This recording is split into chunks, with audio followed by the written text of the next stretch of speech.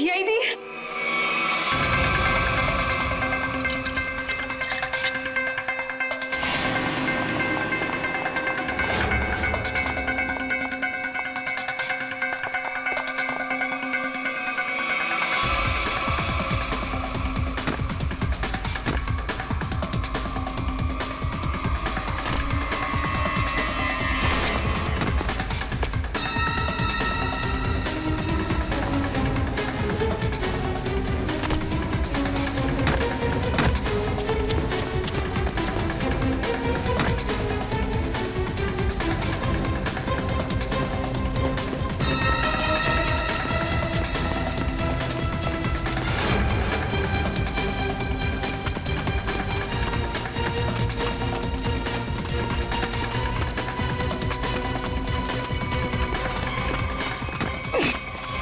Please मुझे छोड़ दो, प्लीज। तुम वही हॉस्पिटल वाली लड़की हो? प्लीज मुझे जाने दो, मैंने कुछ नहीं किया। सीआईडी की आदत नहीं है मुजरिमों को जाने देने की।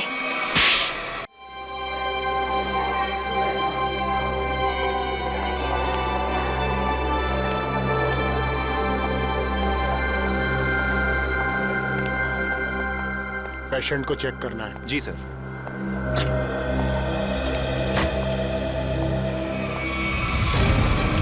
ये क्या? आग! रघु, मंगेश, जल्दी आओ, यहाँ पे आग लगी है, पेशेंट जला है, जल्दी आओ, फायर एक्सटिंग्विशर लेके आओ, जल्दी करो, जल्दी लेके आओ, जल्दी, जल्दी,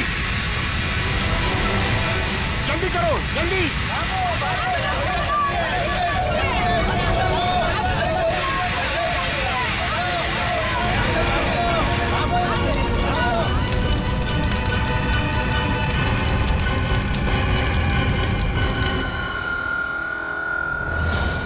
आइए सर, मैंने ही आपको फोन किया था। ये सब हुआ कैसे?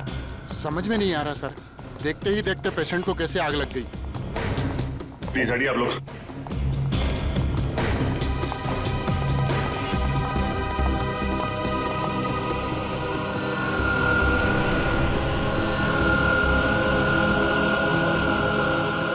डॉक्टर साहब, जिस वक्त ये आग लगी उस वक्त कोई और भी था कमरे में? नहीं सर, कोई नहीं था। मिस्टर अंश के बॉडीगार्ड बाहर ही पहरा दे रहे थे। हाँ सर, अरे इनके आने से पहले साहब अच्छी खासी लेटे हुए थे, लेकिन जैसे उन्होंने दरवाजा खोला अचानक आग लग गई। ऐसा कैसे हो सकता है? जब कमरे में कोई था ही नहीं तो फिर आग किसने लगाई? अपने आप लग गई आग? है? ये शॉर्ट सर्किट का चक्कर भी नहीं लगता, लेकिन ये आग जैसी भी लगी हो हम इसका पता कर कर ही रहेंगे। अंश, अंश,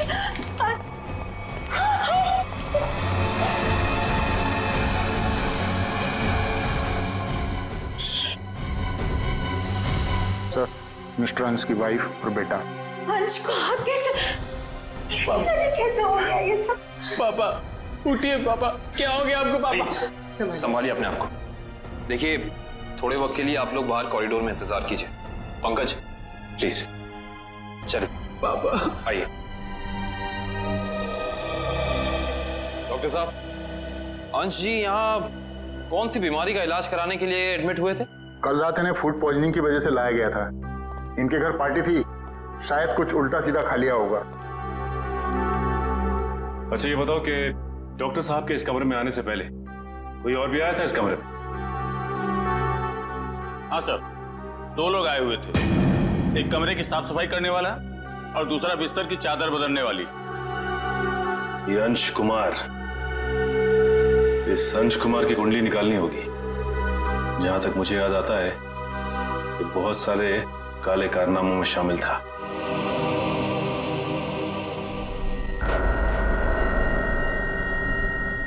पंकज, प्रतिमा और अंकित को घर भेज दिया? हाँ सर, बहुत रो रहे थे बेचारे।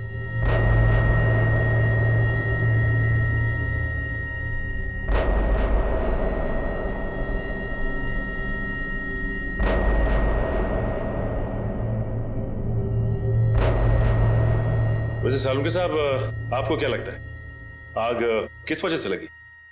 मेरी बात छोड़ो सचिन, तुम बताओ, तुम लोगों को क्या लगता है भाई?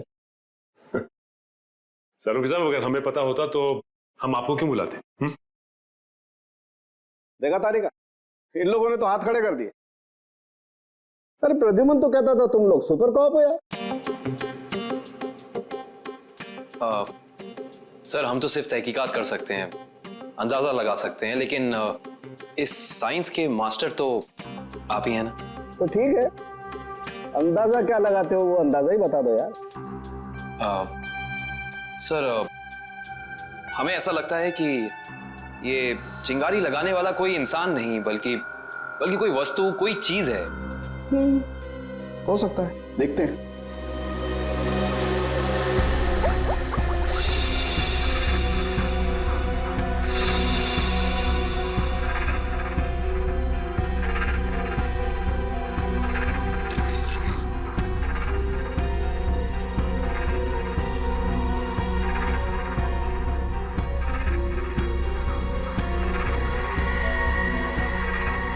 ये बात है। क्या बात है सर? अंश की इस चमड़ी के टुकड़े पर मुझे 2 किस्म के केमिकल मिले। एक का नाम कोजू और दूसरे का चिलिंगफी। कोजू और चिलिंगफी? ये केमिकल के नाम या कोई चाइनीज रेस्टोरेंट के? पंकज, मजाक नहीं। और ये दोनों केमिकल जब आपस में मिल जाते हैं तो एक तीसरा केमिकल बनता है जो बहुत ही आसानी से आग पकड़ लेता है अगर उसे एक निश्चित मात्रा से ज्यादा ऑक्सीजन मिल जाए तो। और जैसे ही डॉक्टर साहब ने इस कमरे का दरवाजा खोला, यहाँ का ऑक्सीजन लेवल बढ़ गया और अंश का शरीर खुद ब खुद जलने लगा। इसका मतलब अंश की बॉडी पे ये केमिकल हॉस्पिटल के किसी अंदर वाले ने लगाया है। अंदर वाले ने। देखिए आप बेवजह हम पर शक कर रहे हैं। हम भला अपने मरीज की जान क्यों लेंगे?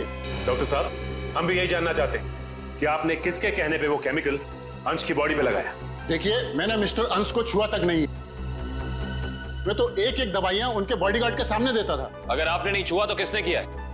किसने स्पंज बाथ दिया उसे?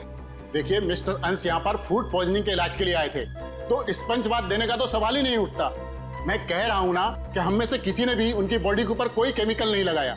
अच्छा, तो आप ये कहना चाहते हैं कि डॉक्टर सालुंके गलत कह रहे हैं? जी नहीं, मैं ये बिल्कुल नहीं कह रहा हूँ। मैं सिर्फ इतना कह रहा हूँ कि मैंने या मेरे किसी भी स्टाफ ने उनकी बॉडी के ऊपर कोई केमिकल नहीं लगाया है। 2 लोग आए हुए थे, एक कमरे की साफ सफाई करने वाला और दूसरा बिस्तर की चादर बदलने वाली। माय गॉड, कहीं वो केमिकल उस चादर पे तो नहीं लगा हुआ था जो अंश के कमरे में बिछी हुई थी? डॉक्टर साहब, ये सारी बेडशीट कहाँ रखी जाती? देखिए सर, यहाँ पर सारे रूम नंबर्स लिखे हुए हैं और उस कमरे के रूम के अनुसार वहाँ की बेडशीट और बाकी का सामान रखा हुआ है। सर, ये अंश के रूम का लॉकर है।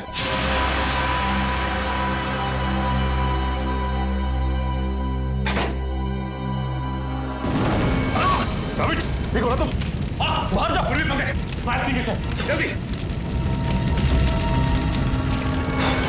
फास्ट।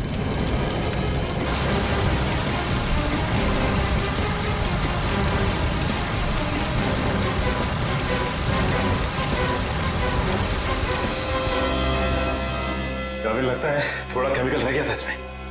सही कह रहे हो सचिन, अब तो इस लॉकर को बाहर निकालना ही पड़ेगा। आप लोग भी थोड़ा पीछे रहिए।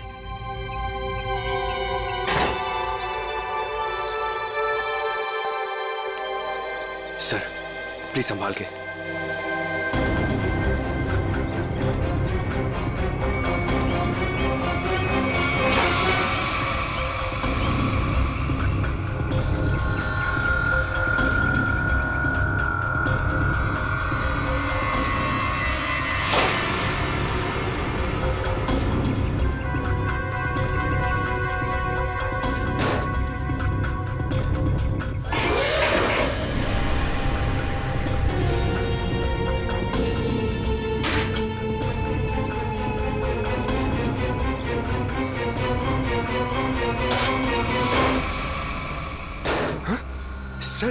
ये क्या? अब की बार तो आग ही नहीं लगी। क्या बोलते? आग सिर्फ इसमें लगी। ये देखो, सिर्फ ये बैग जला है, बाकी सारी की सारी चीजें बिल्कुल वैसी हैं। ये देखो। सर, इसका मतलब केमिकल इस बैग में होगा और बेडशीट इसी बैग में लाई होगी। हाँ पंकज, एग्जैक्टली ऐसा ही हुआ है। डॉक्टर साहब, ये वही लेडी है ना जिन्होंने अंश के कमरे में वो चादर बिछाई थी? जी सर, शीला। मैंने कुछ नहीं किया सर। मैं इन केमिकल्स के बारे में जानती तक नहीं हूँ। ज्यादा भोली मत बनो। अंश के कमरे की चादर तुमने ही बदली थी ना? बदली थी, मगर क्या? एक औरत ने मुझे 50,000 रुपए दिए थे और कहा था अंश साहब के कमरे में ये चादर बदल देना। उसने आपको पैसे दिए और आपने पैसे ले लिए? हाँ? एक बार भी नहीं सोचा कि इसके पीछे उसका मकसद क्या है? मुझे क्या पता था साहब, कोई ऐसे तरीके निकालेगा किसी का खून करने के लिए। उसका चेहरा पहचानती हो? स्केच बनवा सकती हो उसका? नहीं, उसने अपना चेहरा दुपट्टे से ढक रखा था। चेहरा ढका था, लेकिन कुछ तो याद होगा, कुछ तो देखा होगा। हाँ, उसके दाहिने हाथ पर एक काला सा निशान था, यहाँ पर।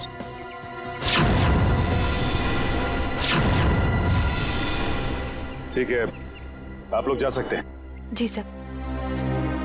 अंश को फूड पॉइजनिंग हुई उसके घर पे, जिसके बाद वो हॉस्पिटल में एडमिट हुआ। और कमाल की बात है कि हॉस्पिटल में आने के बाद वो जल के मर गया। कुछ तो गड़बड़ है।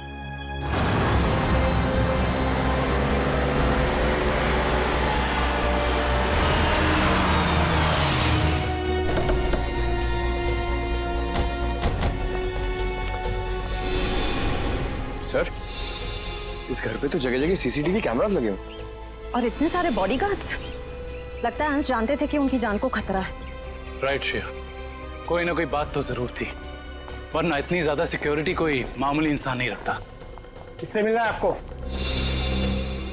सीआईडी? अब अंदर जा सकते हैं? Thank you.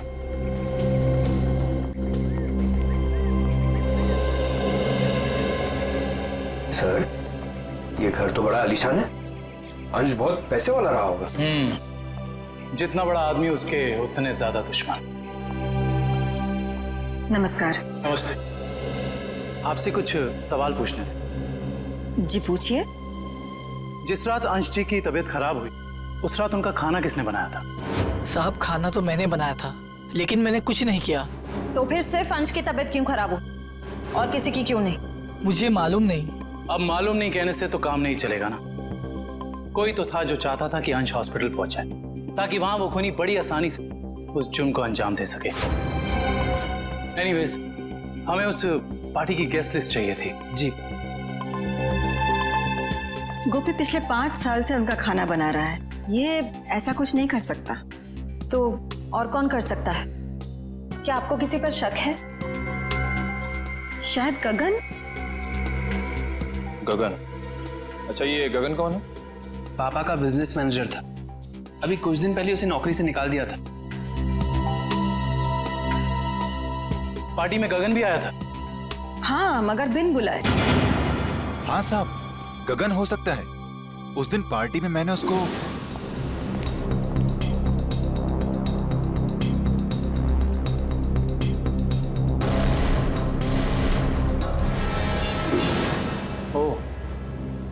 तो अंश गगन पे चिल्ला रहे थे? हाँ साहब, पर म्यूजिक की आवाज बहुत तेज थी। मैं समझ नहीं पाया कि साहब गगन को क्यों डांट रहे थे। मगर अंश ने गगन को नौकरी से क्यों निकाला था? पता नहीं, मगर जरूर कोई बड़ी बात रही होगी जो उन्होंने अपने 10 साल पुराने एम्प्लॉय को एक ही झटके में काम से बाहर निकाल दिया। गगन को नौकरी से क्यों निकाल दिया था, इसका जवाब ढूंढना होगा। क्या अंशी की मौत हो गई है? जी हाँ, और हमें शक है कि उनकी मौत में आपके पति गगन का हाथ है। ये क्या कह रहे हैं आप? गगन अपनी जान दे सकते हैं, पर वो किसी की जान लेने की कभी सोच भी नहीं सकते। सोचा नहीं, बल्कि कर दिया। बहुत ही लंबी चौड़ी प्लानिंग के साथ गगन ने अंश को हॉस्पिटल में ही जला दिया। आपको कुछ गलतफहमी हुई है। गगन ऐसे नहीं है। वो ऐसा नहीं है तो कैसा है, वो तो उनसे मिलने के बाद ही पता चलेगा। वो कब तक वापस लौटेंगे? मुझे नहीं पता। मैंने पुलिस स्टेशन में उनके गुमशुदा होने की रिपोर्ट भी लिखवाई है। कल से वो गायब है। बुरा मत मानिएगा मैडम, लेकिन मुजरिम अक्सर खून करके ऐसे ही फरार हो जाते हैं। बार बार उनको मुजरिम कह करके उनका अपमान मत करिए। अगर उनको जुर्म करना ही होता तो वो अंश जी की बात मान करके अंकित को मार ना देते। एक मिनट, क्या कहा आपने? अंश जी ने गगन को अपने बेटे अंकित का खून करने का काम सौंपा था, पर गगन ने साफ इनकार कर दिया और इसी वजह से उन्होंने गगन को नौकरी से निकाल दिया। ओह, तो इस वजह से गगन को नौकरी से निकाल दिया गया। पर कोई बाप अपने ही बेटे को मरवाना क्यों चाहेगा? सर नहीं सर, ऐसा नहीं हो सकता। आप प्लीज कह दीजिए झूठ है। मेरे पापा मुझे मारने की प्लानिंग कभी कर ही नहीं सकते। हम जानते हैं ये बात आप लोगों के लिए काफी धक्का पहुंचाने वाली है। गगन की पत्नी झूठ बोल रही है। अपने पति को बचाने के लिए कुछ भी मनगढ़ंत कहानी बना रही है वो। अंश जैसा पिता अपने इकलौते बेटे को मारने की कैसे सोच सकता है?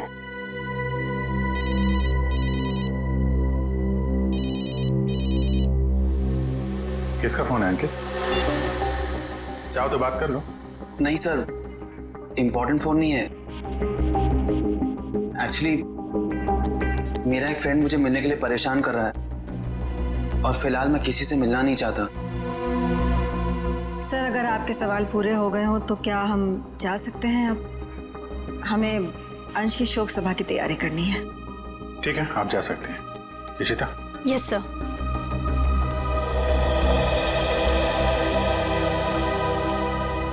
सर, जब अंकित का फोन बज रहा था तब उसका रवैया कुछ अजीब सा नहीं हो गया?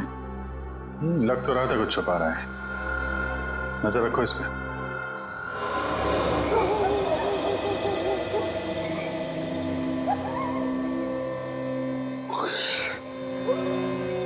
सर, हम लोग क्या रात भर यहीं खड़े रह के पहरा देंगे? रात बहुत काम की चीज होती है पंकज। जो काम दिन के खुले उजाले में नहीं किए जा सकते ना, वो रात के साए में हो जाते हैं। सर, अंकित आ रहा है। आ नहीं रहा श्रेया, हमें ले जा रहा है अगले सुराग तक।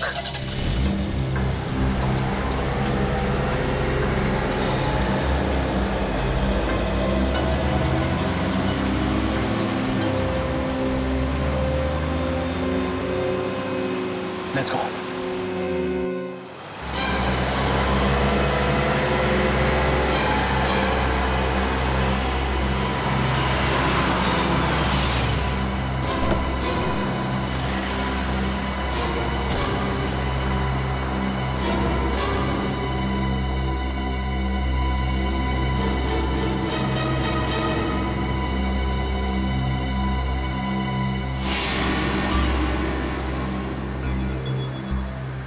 सर, ये इतनी रात को यहाँ ढाबे पे खाना खाने को आया है?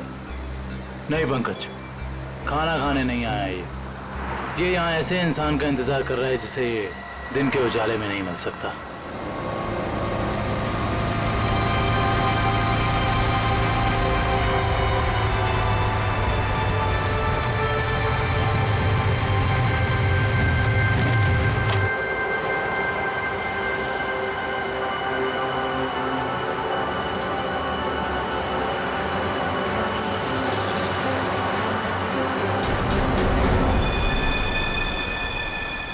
सर, मैंने तो सोचा ये लड़का होगा, ये तो लड़की निकली।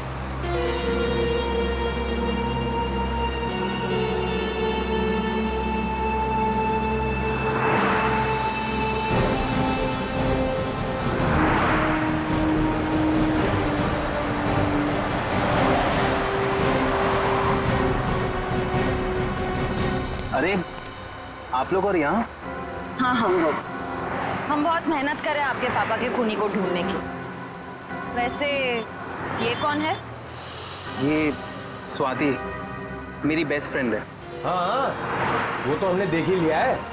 देखिए आप लोग प्लीज मेरी मम्मा से मत कहिएगा कि मैं इससे यहाँ मिलाऊं। क्यों? वो आंटी मुझे इतना पसंद नहीं करती। क्यों पसंद नहीं करती? मालूम नहीं, पर नहीं करती और उनके गुस्से से मुझे बहुत डर लगता है। ठीक है, नहीं बताएंगे। सब बचपन से ही मुझे प्रिंसिपल ऑफिस के बाहर खड़े होने में बड़ा डर लगता था। कभी सोचा नहीं था कि सीआईडी का काम मुझे एक बार फिर यहीं ले आएगा। काफी शरारती बच्चे थे तुम, इसलिए प्रिंसिपल के कैबिन के बाहर खड़े कर दिए जाते थे। हाँ? बस यूं ही कभी कभी टीचर पनिश कर देते थे। आइए, आपको प्रिंसिपल साहब ने अंदर बुलाया। Hello hello. सॉरी आप लोगों को इंतजार करना पड़ा। That's okay. हम यहाँ अंकित कुमार नाम के एक स्टूडेंट के बारे में कुछ जानकारी हासिल करने आए हैं। अंकित कुमार? तो वो तो बहुत ही ब्राइट स्टूडेंट है इस कॉलेज का। पढ़ाई लिखाई, खेल कूद, डिबेट, ड्रामा, हर चीज में वो नंबर 1 रहता है। अच्छा, इतना होनहार है वो? हाँ, बल्कि इस बार कॉलेज का स्टूडेंट ऑफ ईयर अवार्ड भी तो उसे ही मिला है। ये देखिए, ये रही उसकी फोटो। इसमें अंकित कुमार कहाँ है? यही तो है। ये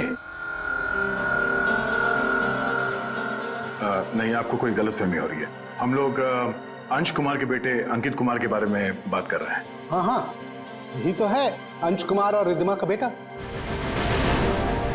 सर, अगर ये असली अंकित है तो फिर वो कौन है? जो कोई भी है, उसके इरादे ठीक नहीं है। और रिद्धिमा जी ने हमें उसके बारे में बताया क्यों नहीं? रिद्धिमा जी कहाँ हैं? मैडम अपने कमरे में हैं। आइए।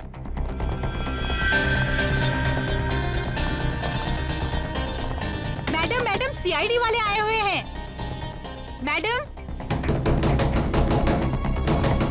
रिद्धिमा जी।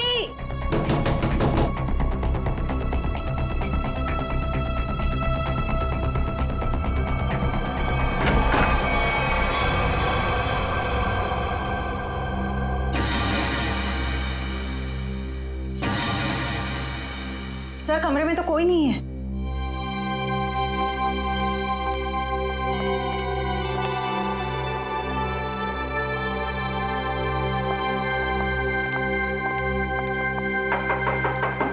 रिद्धिमा जी।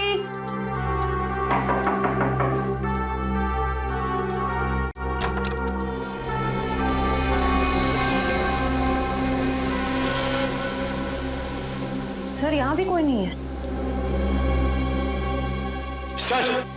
सर ये देखिए, सर यहाँ पे खून भी लगा हुआ है।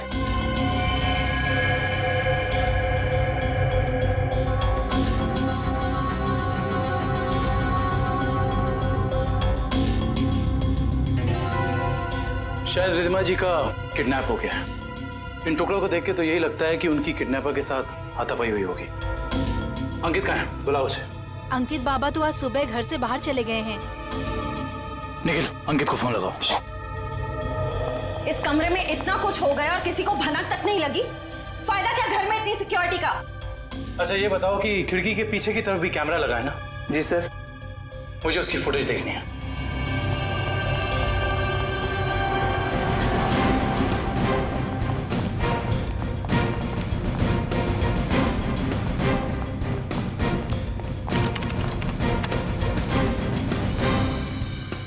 सॉरी सर, लगता है कैमरा 2 घंटे से बंद है। मतलब जरूर तुम में से ही किसी का काम है ये, जिसने गुनाह करने से पहले कैमरा बंद कर दिया। सर, हम ऐसा क्यों करेंगे? कोई बाहर वाला यहाँ आके कैमरा बंद नहीं कर सकता। ये किसी अंदर वाले का काम है, समझे तुम? यस सर, अंकित का फोन बंद आ रहा है। कहीं सबके पीछे अंकित का हाथ तो नहीं है?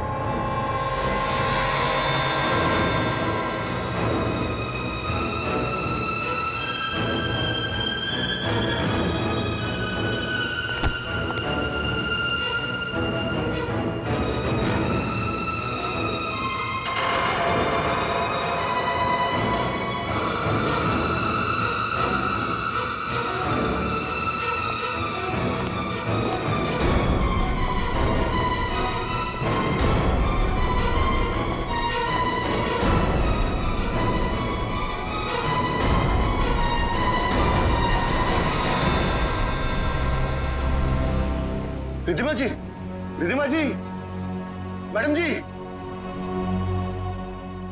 रिधिमा जी, उठिए मैडम जी, रिधिमा जी। गगन, तुम मुझे यहाँ कहाँ लेकर आए हो? मेरे पति को मार दिया, आप मुझे भी मारोगे? नहीं नहीं, ये आप क्या कह रही हैं? मैंने तो अंश साहब का नमक खाया है, उनके लिए जान दे सकता हूँ। मैं मारने का तो मैं सोच भी नहीं सकता। तो फिर कौन लेकर आया मुझे यहाँ पर? क्यों आए हम? शायद उसी ने जिसने हम दोनों को किडनैप किया है। तुम भी? जी हाँ, मैं भी आप ही की तरह इस चारदीवारी में कैद हूं। हे भगवान, उसका अगला निशाना कहीं मेरा राज तो नहीं? तो तुम हो राज, अंश और रिधिमा जी के असली बेटे। जी सर, मुझे तब तक यकीन नहीं कि पापा इस दुनिया में नहीं रहे। रब्बी ने तो मुझे इस बारे में कुछ बताया तक नहीं। लेकिन रिधिमा जी ने ये बात छुपाई क्यों तुमसे? उसी वजह से जिस कारण से उन्होंने मुझे दुनिया से छुपा कर रखा और अंकित को अपना बेटा बना लिया। लेकिन ऐसी भी क्या वजह थी जिसने एक माँ बाप को अपने बेटे से दूर कर दिया? सर, आप तो सीआईडी वाले, आपसे तो कुछ बात छिप नहीं सकती। अपने खानदानी बिजनेस को आगे बढ़ाने के लिए मेरे पापा ने कुछ गैर कानूनी काम किए हैं। जी हाँ, जैसे रिश्वत देना, करप्शन को बढ़ावा देना, गैर कानूनी बिल्डिंग्स बनवाना और कभी कभी गैंगस्टर्स की मदद करना। सर, मुझे कहते हुए बहुत शर्मिंदगी है कि मेरे पापा इस देश के अच्छे नागरिक नहीं बन सके और वो बहुत ही अच्छे पिता थे। इन गैंगस्टर से बचाने के लिए उन्होंने मुझे दुनिया से छुपा कर रखा। तो तुम्हारी सुरक्षा के लिए उन्होंने तुम्हें खुद से दूर कर दिया और गोद ले लिया अंकित को, ताकि कभी कोई तुम्हारे परिवार को नुकसान पहुंचाता तो निशाने पे अंकित होता, तुम नहीं। एग्जैक्टली। और जब ये बात अंकित को पता चली, उसका रवैया कुछ उखड़ सा गया। उसने मम्मी पापा की इज्जत करना बंद कर दिया। पिछले कुछ दिनों से तो वो पापा को ब्लैकमेल कर रहा था कि अगर उसे प्रॉपर्टी का आधा हिस्सा नहीं मिला तो वो ये राज पूरी दुनिया को बता देगा। सर हो सकता है शायद इसी वजह से अंश ने अंकित को मारने के लिए गगन से कहा। हाँ सर, हो सकता है कि गगन की वाइफ सच कह रही है। हो सकता है, और ये भी हो सकता है कि रिधिमा जी की किडनैपिंग में उनके गोद लिए हुए बेटे अंकित का ही हाथ हो। सर, प्लीज मेरी मम्मी को बचा लीजिए। मैं पहले ही अपने पापा को खो चुका हूं, मम्मी को नहीं खोना चाहता। घबराओ मत, कुछ नहीं होने देंगे मेरी रिधिमा जी को। अंकित के पोस्टर पूरे शहर में लग चुके हैं, कोई ना कोई उसे जरूर देख लेगा। हेलो, कहाँ? चिंचोली क्रॉसिंग? आप कौन बोल रहे हैं? हेलो हेलो सर, गुमनाम कॉल आया, कह रहा था कि चिंचोली क्रॉसिंग पे मिलो, कुछ जरूरी बात करनी है। जरूरी बात करनी है? फिर तो मिलना पड़ेगा।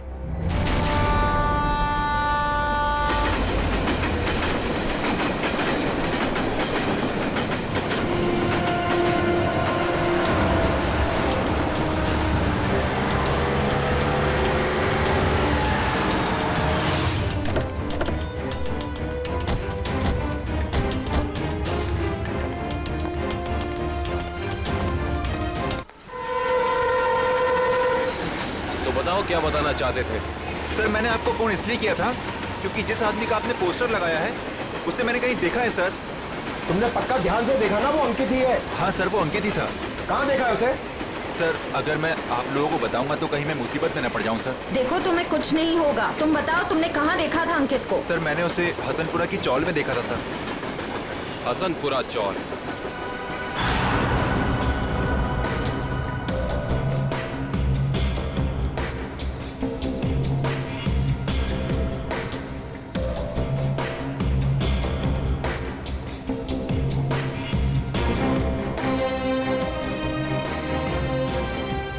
इधर रहता है, इधर। हाँ।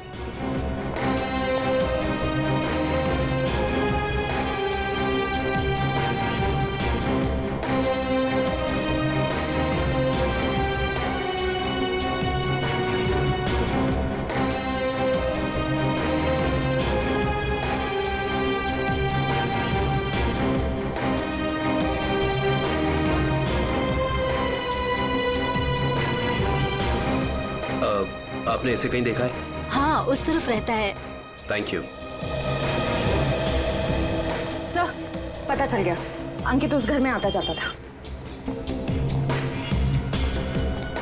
Sir sir sir sir sir, बहुत मुश्किल हुई सर, लेकिन मैंने पता कर लिया है, अंकित इसी घर में आता जाता था, ये घर में। पंकज, हम सबको पता है। अब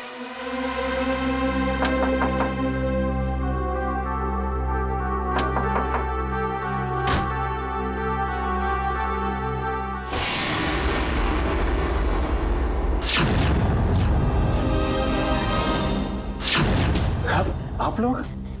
हाँ, हम लोग। सर यहाँ? हमें एक बॉडीगार्ड की जरूरत थी, तो सोचा क्यों ना तुमसे मिल लिया जाए। क्या मजाक करते हैं साहब? सीआईडी को कब से बॉडीगार्ड की जरूरत पड़ने लगी? जब से तुम जैसे बॉडीगार्ड गुनाह करने लग गए।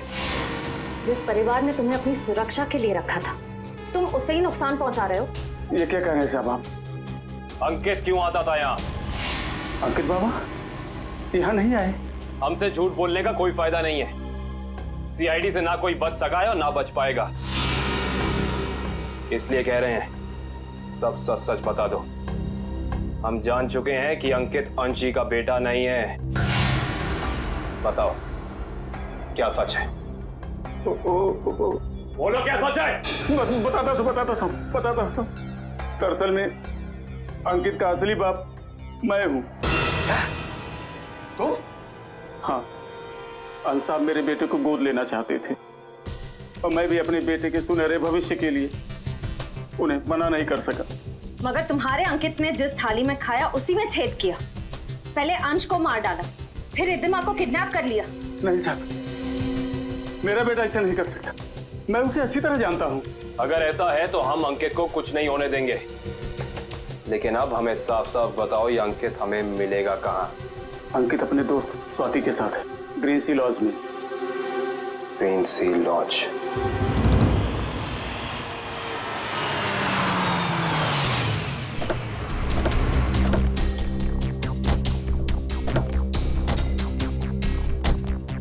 सर, ये अंकित की गाड़ी है। अंदर चल के चेक करते हैं।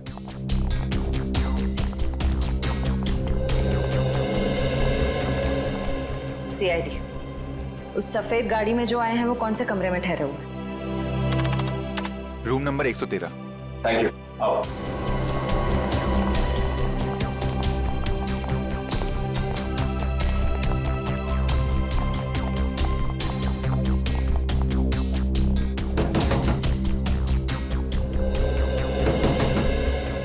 कौन है?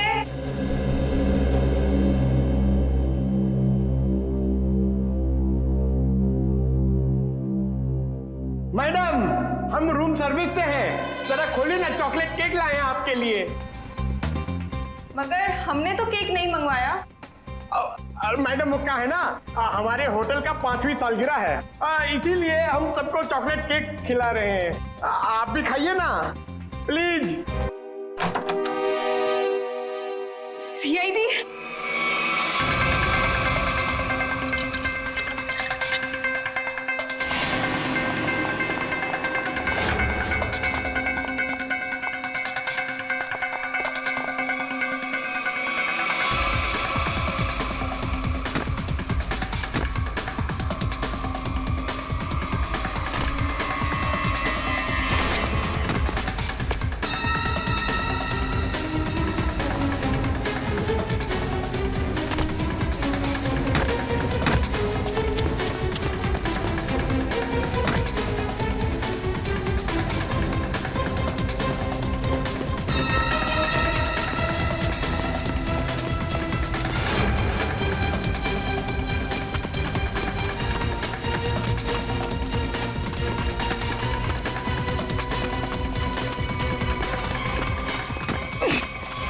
प्लीज मुझे छोड़ दो, please.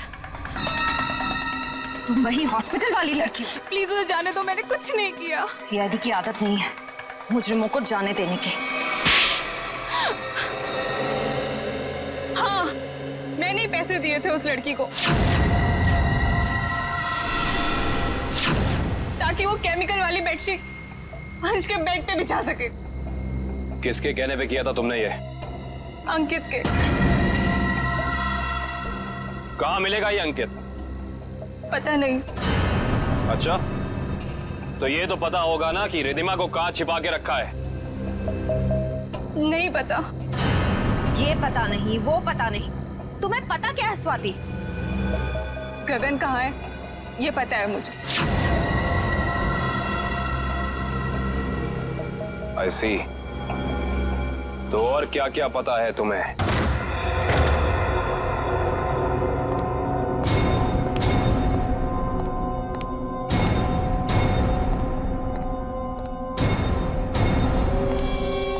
Hi mom, hi Gagan uncle.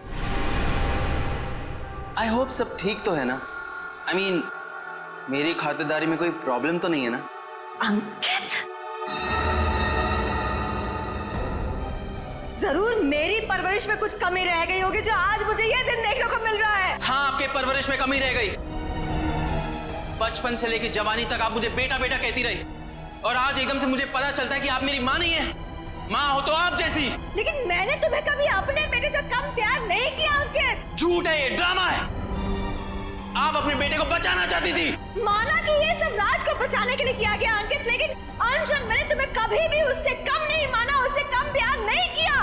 मैं भी तो आपसे बहुत प्यार करता हूँ मम्मी, इसीलिए तो आपको पापा तक पहुंचाने के लिए यहाँ आया हूँ। और एक टिकट के साथ दूसरी बोनस टिकट फ्री। रिधिमा जी, उठा लीजिए, उसके सर पे खून सवार है।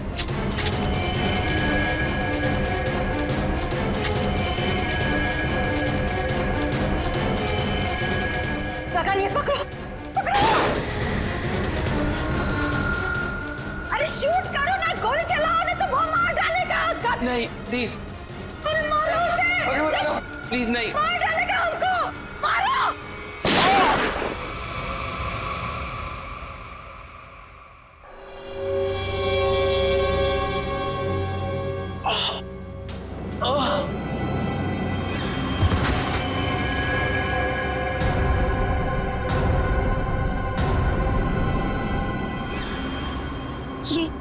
ये क्या क्या क्या तुमने उसे मार डाला?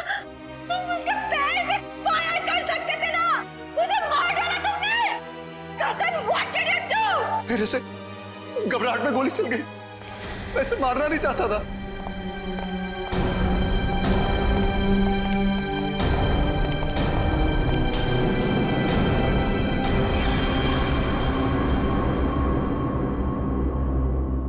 ये तो मर गया क्या? ये सब हाँ? कैसे हुआ ये? मैं जानबूझ के नहीं मारा सर, मैं सिर्फ अपने आप को बचाना चाहता था। ये गगन सही कह रहा है, अगर हमने अपने बचाव के लिए इसे नहीं मारा होता तो ये हम दोनों को मार देता। हम समझ सकते हैं। श्रेया, इनके स्टेटमेंट रिकॉर्ड कर लो। आप लोग जाइए प्लीज इनके साथ में। चलिए।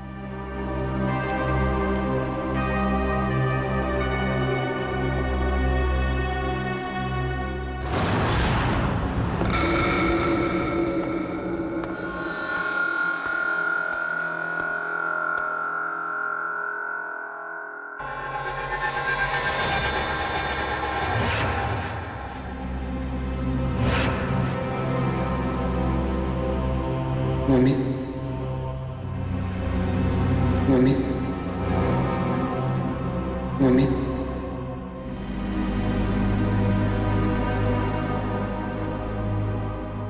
मम्मी,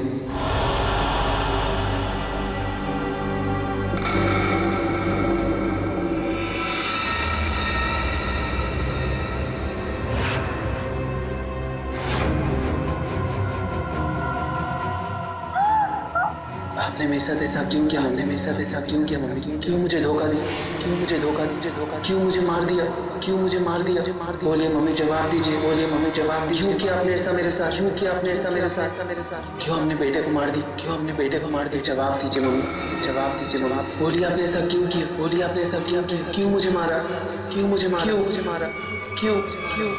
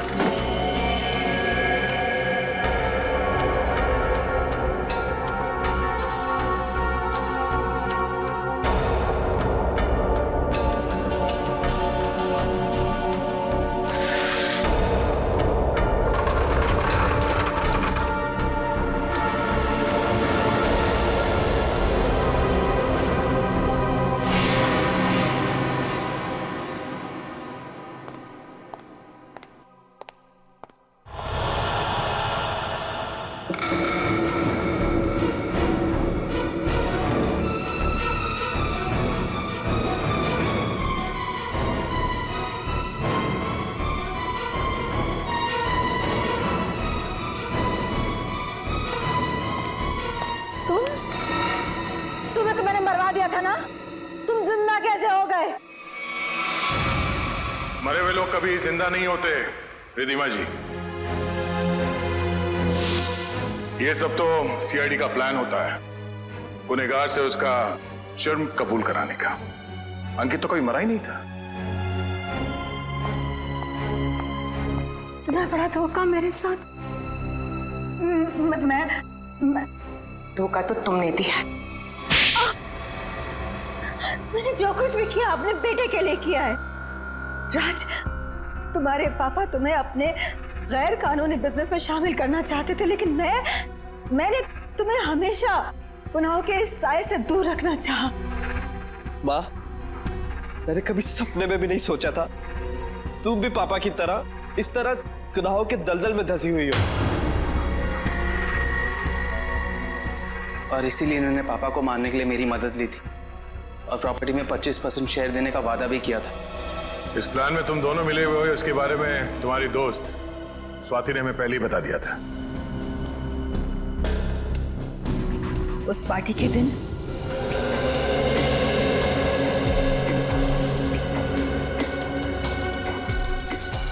ओह माय गॉड, कितना ऑयली खाना लेकर जा रहे हो साहब के लिए? डॉक्टर ने परहेज के लिए कहा है ना। जाओ सैंडविच और जूस लेकर आओ, जाओ। मगर साहब ने? साहब तुम्हारे बॉस हैं, बट साहब की बॉस मैं हूँ। जाओ। जी मैम।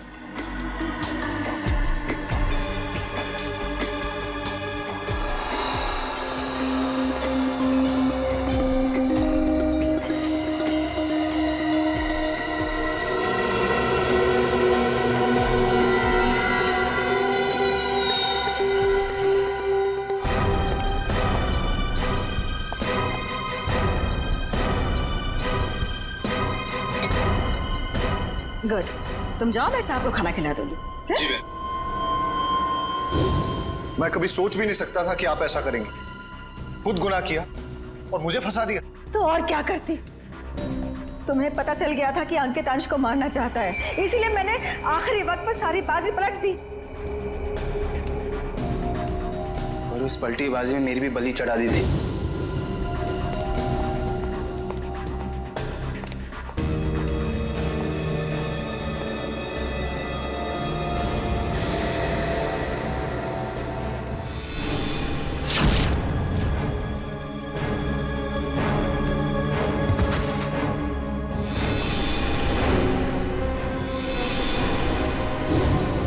मुझे पता चला कि गगन को तो पूरी सच्चाई पता ही नहीं है।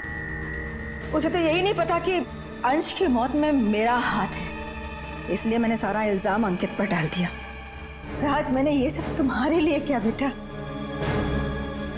गुनाहों पे ममता की चादर ओढ़ देने से तुम्हारे पाप धुल नहीं जाएंगे मैडम। आप दोनों का फैसला अदालत करेगी, या तो फांसी होगी या फिर जिंदगी भर जेल।